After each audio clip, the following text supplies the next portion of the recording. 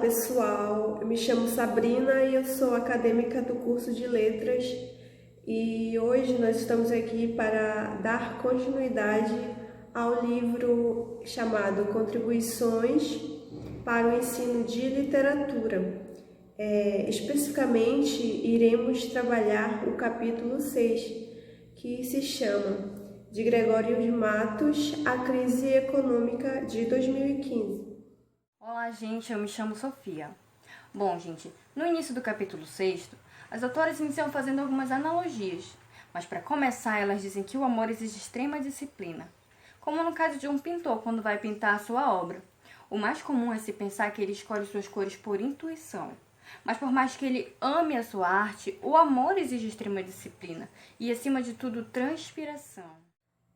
As autoras seguem dizendo que o mesmo acontece com o poeta quando ele está compondo o seu poema.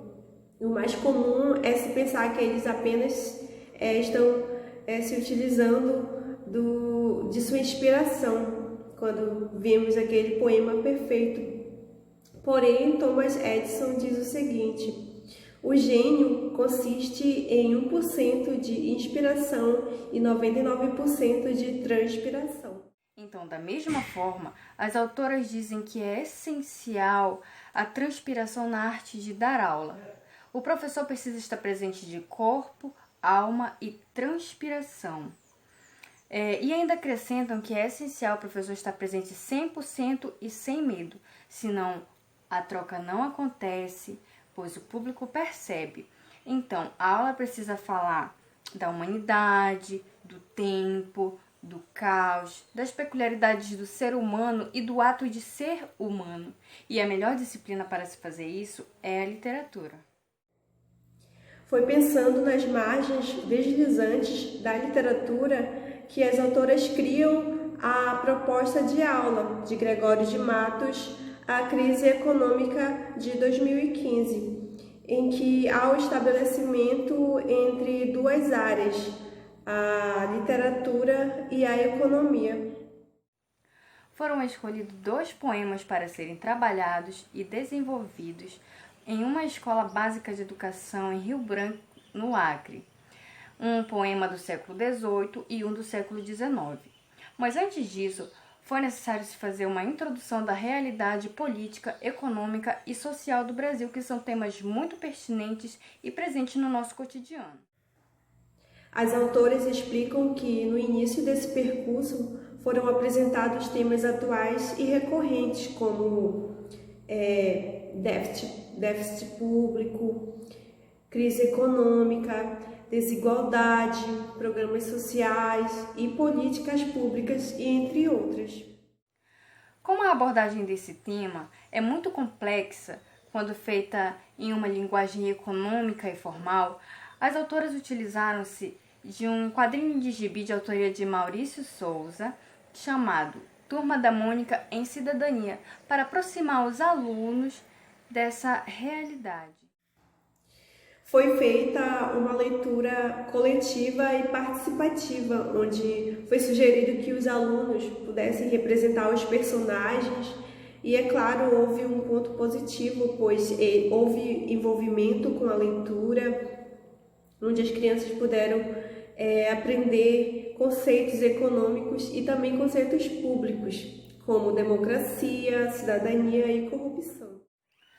Após essa primeira parte da aula, que foi uma parte econômica, as autoras passaram então à segunda parte, que foi a apresentação e abordagem dos poemas. E o primeiro deles foi um poema de Luiz Gama, denominado Sortimentos de Gorras para Gente de Grande Tom. E esse poema faz grande crítica ao sistema político brasileiro, bem como à corrupção, aos cargos ocupados por pessoas incapacitadas, a negação da miscigenação do Brasil, o aproveitamento que os políticos fazem de seu cargo privilegiado para atuar em benefício próprio. Fazem também grande crítica à mídia, aos grandes rombos dos cofres públicos e, por fim, à sociedade, que apesar de todo esse cenário ainda escolhe esses representantes, aceitando então a política de pão e vinho.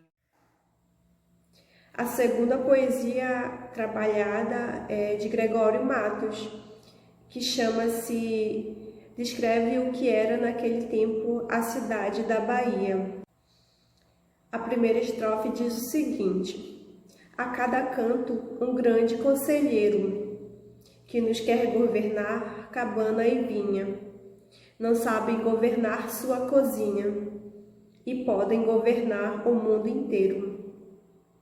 Nesses versos podemos observar a crítica que ele faz em relação, quando ele diz que não sabe nem governar a sua própria cozinha, ele usa essa metáfora para falar que ele não sabe governar nem a própria família, quem dirá o povo, ou seja, são governantes incompetentes. A seguinte estrofe fala: em cada porta um bem frequente olheiro, que a vida do vizinho e da vizinha pesquisa, escuta, espreita e esquadrinha, para o levar à praça e ao terreiro.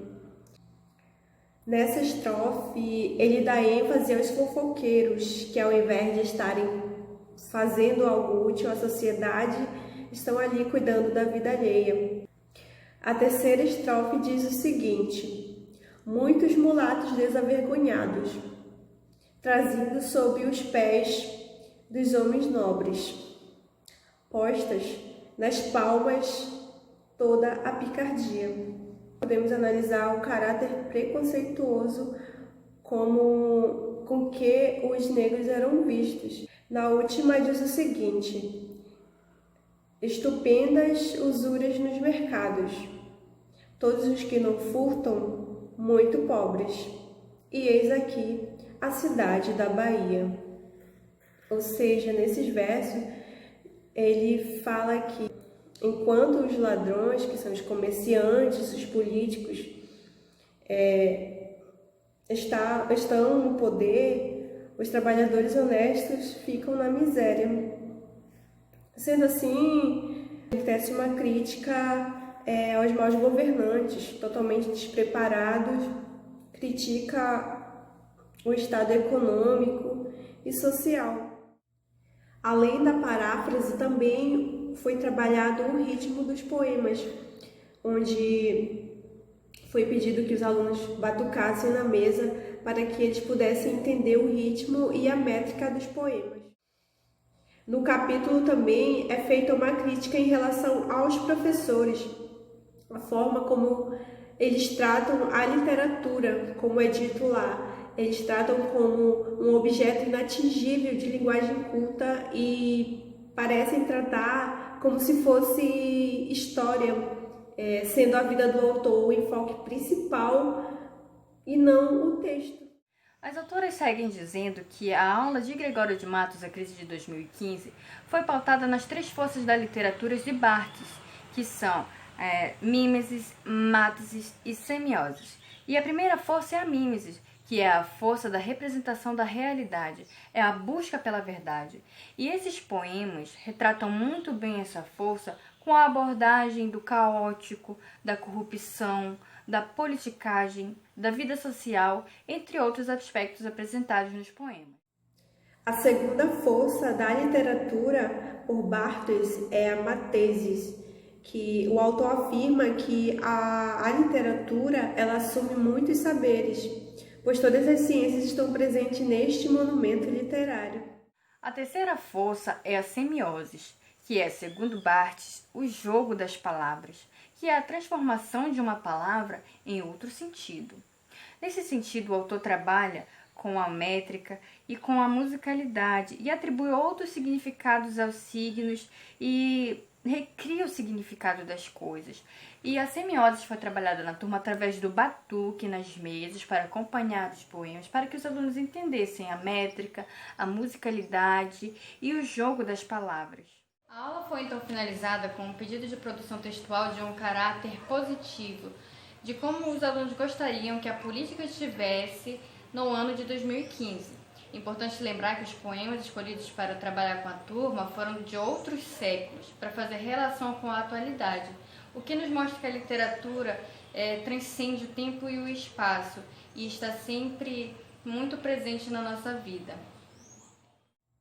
No capítulo 6, as autoras finalizam dizendo que é possível reafirmar que a literatura é a transpiração e que o texto literário, assim como na sala de aula, não aceita uma pequena porcentagem nossa, e sim uma totalidade.